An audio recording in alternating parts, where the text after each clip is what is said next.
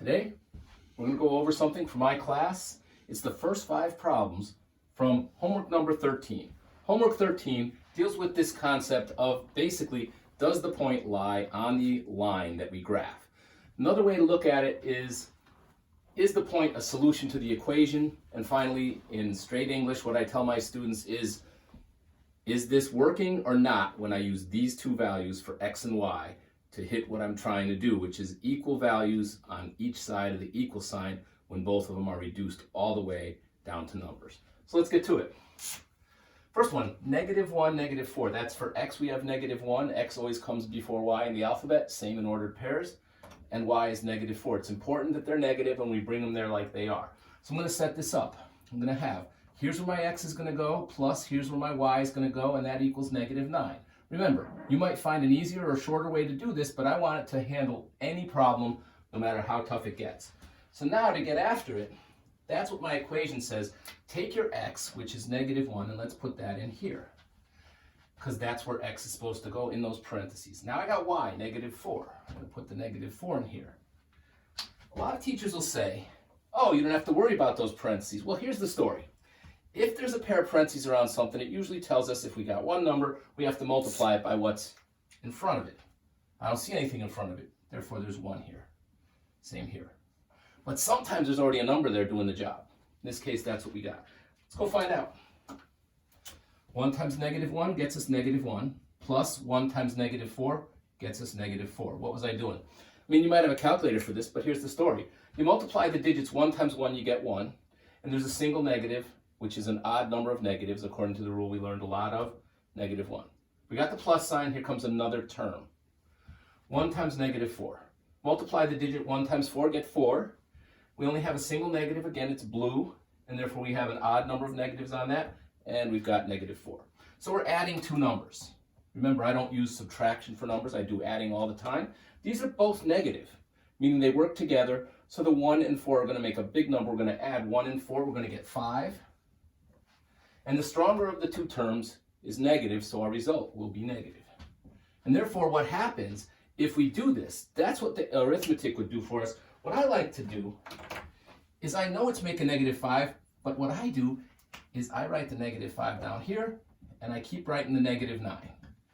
And when I'm at the end, I'm saying, is that true? Is that true? No.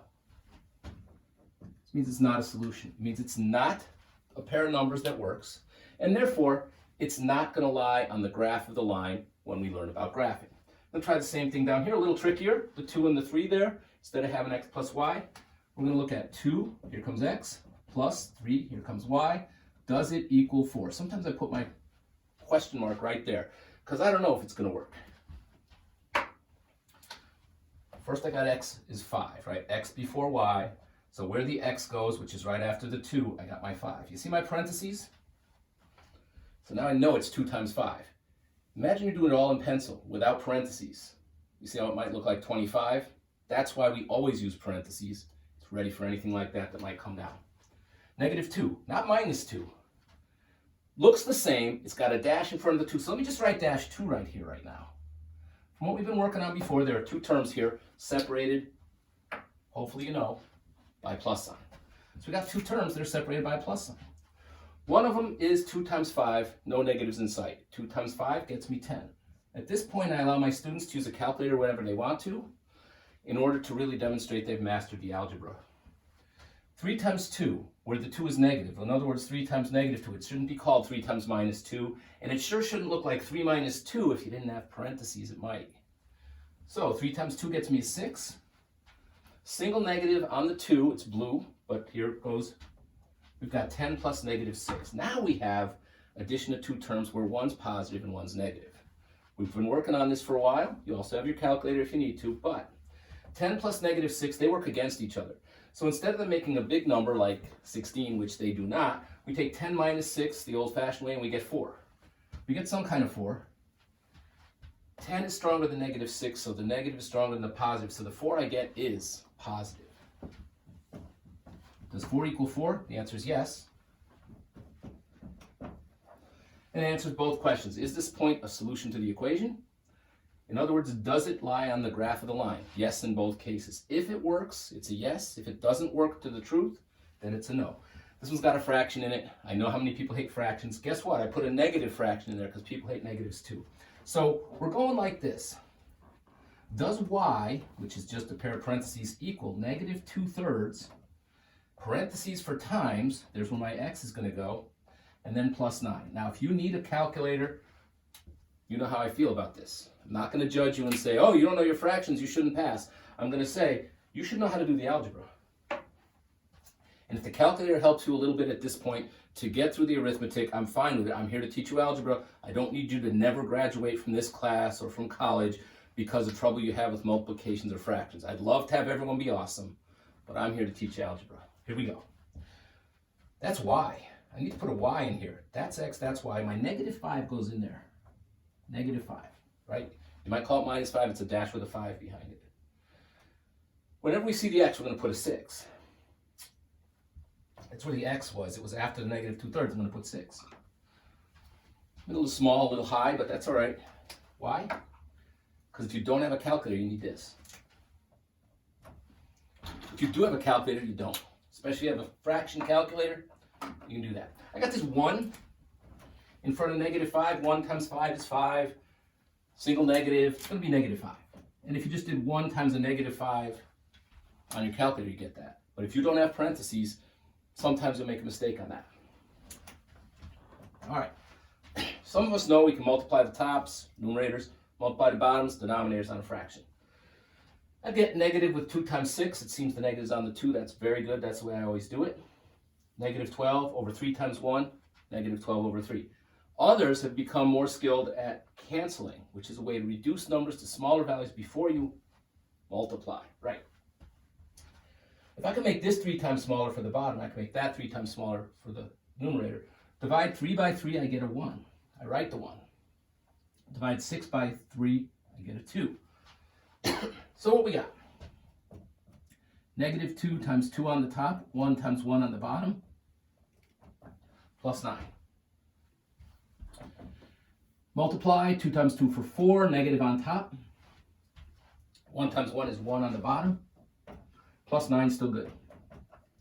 -4 plus 9. They work against each other. I'm not going to add them up and get 13. I'm going to subtract. 9 minus 4 gets me 5. What kind of 5? 9 is stronger than the 4, so it wins the tug of war, and that answer is 5. So down here, I have -5, and here I get a +5. It's close, but that's +5, that's -5. Are they the same? No.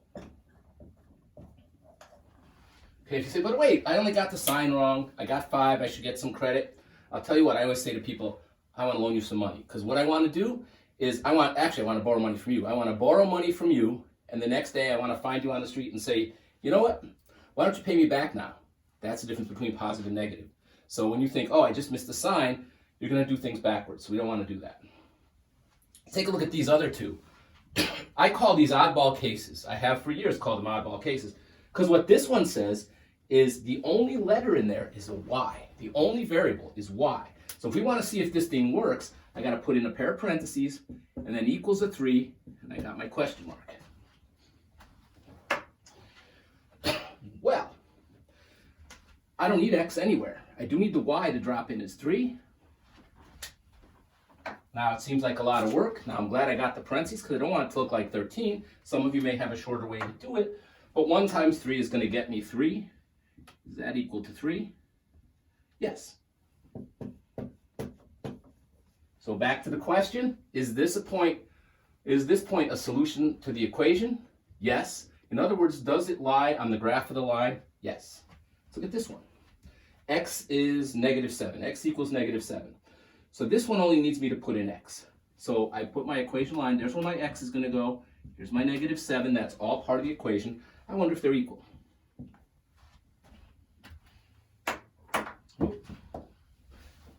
I come along, and I'm looking for a value for x, which is the 6, not the -7. I put the 6 in there. Pair of parentheses don't just miraculously go away. I don't like when teachers say, oh, don't worry about it. You should always worry about it. Here's the story.